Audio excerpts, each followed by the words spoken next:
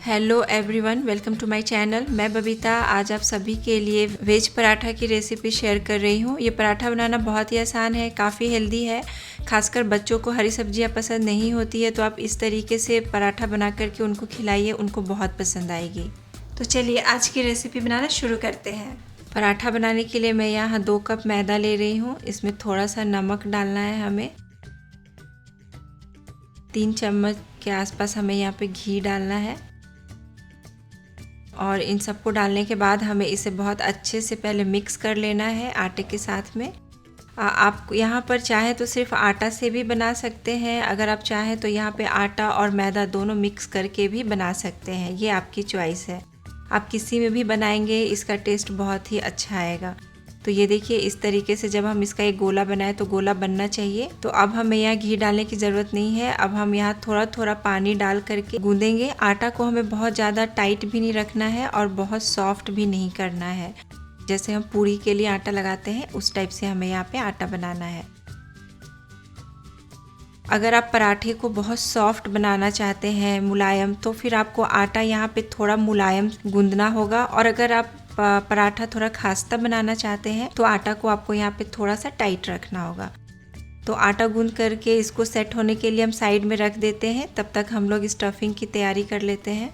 Stuffing के लिए हमें यहाँ पे बंद गोभी को कद्दूकस कर लेना है और कद्दूकस करने के बाद हमें हाथ से बहुत अच्छे से निचोड़ दे के इसके पानी को निकाल देना है। अब यहाँ साथ में बहुत बारीक से कट करके हमें शिमला मिर्च डाल देना है, प्याज,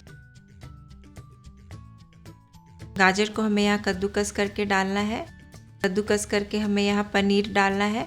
तो वेजिटेबल्स आप अपने चॉइस का कोई भी ले सकते हैं और क्वांटिटी आप अपने हिसाब से ऊपर नीचे कर सकते हैं। तो इन सबको हमें बस अच्छे से मिक्स कर देना है। तो ये स्टफिंग के लिए वेज सब्जी हमारा तैयार है। अब हम लोग मसाले की तैयारी कर लेते हैं। तो यहाँ एक बाउल में मैं बहुत सा बेसिक सा मसाला डाल रही हूँ। जैसे ये तीखी वाली लाल मिर्च है, धनिया पाउडर है, जीरा powder, chaat masala, mango powder, थोड़े से नमक, क्योंकि चाट मसाला में भी बहुत नमक होता है। तो बस यही बेसिक सा ही मसाला हमें चाहिए और इन सबको डालने के बाद हम इसे अच्छे से मिक्स कर लेंगे। यहाँ पे मैं काली मिर्च डालना भूल गई थी तो अभी मैं काली मिर्च क्रश करके डाल रही हूँ। अगर आपके पास पाउडर है तो आप वो भी डाल सकते हैं। तो बस ये मसाला भी हमारा बनके तैयार है। अब चलिए हम रोटी बेल लेते हैं पराठे के लिए। तो आटा भी हमारा बहुत अच्छे से सेट हो गया है। तो आटे को हमें थोड़ा अच्छे से एक बार हाथ से अच्छे से मसल के बराबर कर लेना है। आटे को इस तरीके से फैला लीजिए और इसको आप इक्वल साइज में कट कर लीजिए।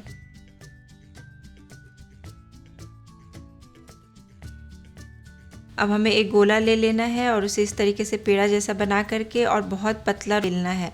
तो जितना पतला आप बेल सकते हैं उतना पतला आपको यहाँ पे रोटी बेलना है। तो रोटी गोल हो इससे कोई मतलब नहीं है। अगर रोटी आपका टेढ़ा मेढ़ा भी होगा तो चलेगा, क्योंकि हमें इसे फोल्ड करना है। तो ये देखिए इस तरीके से हमें बेल लेना है जितना, और साइज़ में थोड़ा सा आपको बड़ा ही रखना है क्योंकि इसे हम फोल्ड करने वाले हैं। तो ये देखिए इस तरीके से इतना पतला रोटी हमें बेल करके तैयार कर लेना है।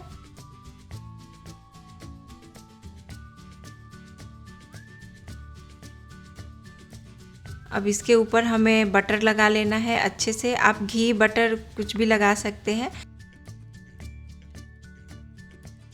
और इसके ऊपर हमें थोड़ा सूखा आटा छिड़क देना है और साथ में हमने जो मसाला बना करके रखा था, सूखा मसाला, वो हमें डाल देना है। अब ये दोनों साइड से हमें इस तरीके से फोल्ड कर देना है, इस तरीके से। और इसके ऊपर भी हमें यहाँ पे अच्छे से बटर लगा लेना है।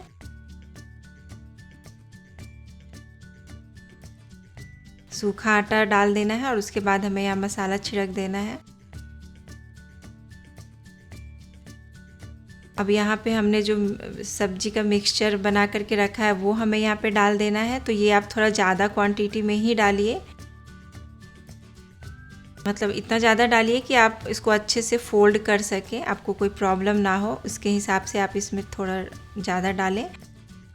और इसके ऊपर फिर से हम थोड़ा सा मसाला छिड़क देंगे, क्योंकि सब्जी में हमने कोई भी मसाला ऐड नहीं किया है, नमक वगैरह, तो हमें ऊपर से अच्छे से मसाला डालना होगा।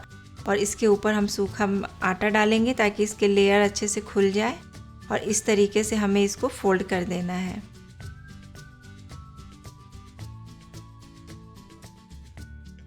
तो ये आप देख सकते हैं मैंने किस तरीके से फोल्ड किया है। अब हाथ से आपको ऊपर से थोड़ा सा दबा देना है और सूखा आटा लगा करके इसको थोड़ा पतला बेल लेना है। तो बहुत ज़्यादा आपको इसमें जोर नहीं लगाना है, हल्के हाथों से ही इसको आप बेलिए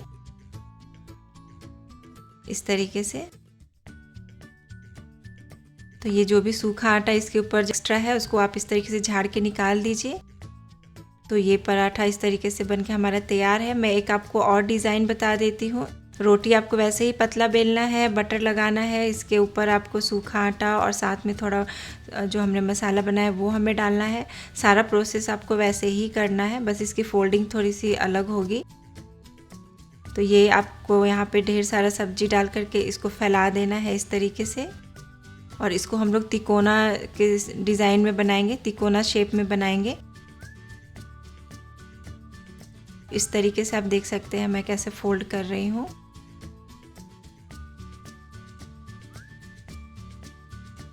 कोना है उसे हमें अच्छे से मिला लेना है और इस तरीके से हमें फोल्ड करना है। तो ये दोनों में से कोई भी डिज़ाइन आप बना सकते हैं, दोनों ही आसान है। और ये इस तरीके से सामने से हम फोल्ड कर देंगे। तो ये साइड का जो हिस्सा मैं नीचे की ओर दबा रही हूँ, आप चाहें तो इसको कट करके भी निकाल सकते हैं। मैं कट नहीं कर रही हूँ, मैं इसको पीछे की ओर इस तरीके से दबा दे रही हूँ और हाथ से बस ऐसे दबाना है और सूखा आटा डाल के बस हमें इसे हल्का सा बेलना है। बहुत ज़्यादा बेलने की ज़रूरत नहीं है क्योंकि ये ऑलरेडी पतला है, तो बस इसे हमें हल्का सा बेल करके बराबर कर लेना है। तो ये तिकोना वाला पराठा भी हमारा बेल करके तैयार है।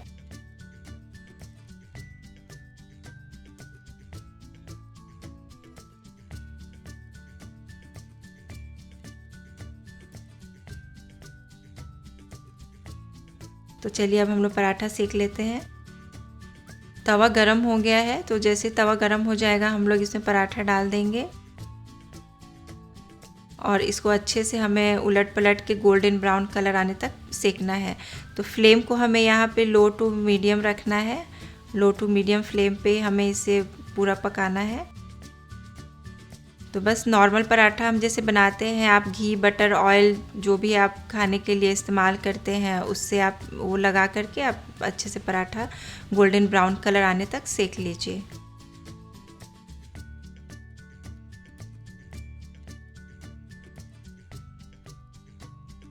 ये देखिए इस तरीके से हमें इसका कलर लाना है और इस साइड में हमें इस तरीके से खड़ा करके हमें चारों साइड इसका सेक लेना है। इस तरीके से खड़ा करके आप चारों साइड से इसको इस तरीके से सेक लीजिए। ये आप देख सकते हैं ऊपर से अभी इसका एक लेयर जो है वो खुल रहा है। ये देखिए कितना अच्छा कलर आया है इस पराठे का। तो बस इसी तरीके से हमें सारा पराठा अपना बना करके तैयार कर लेना है। तो बस ये हमारा वेज पराठा बिल्कुल बनके तैयार है और काफ़ी हेल्दी है, खाने में बहुत ही टेस्टी है। बच्चे हो या बड़े हर किसी को बहुत ही पसंद आएगी। और ये पूरा इसमें आपका प्रोटीन और काफ़ी न्यूट्रिशन है क्योंकि हमने इसमें काफ़ी सारे वेजिटेबल्स भी डाले हैं। तो इस रेसिपी को आप ज़रूर ट्राई करिए और प्लीज़ मुझे कमेंट बॉक्स में बताइए कि आपकी ये रेसिपी कैसी बनी। तो मिलते हैं मेरे नेक्स्ट वीडियो में, तब तक के लिए अपना ख्याल रखिए।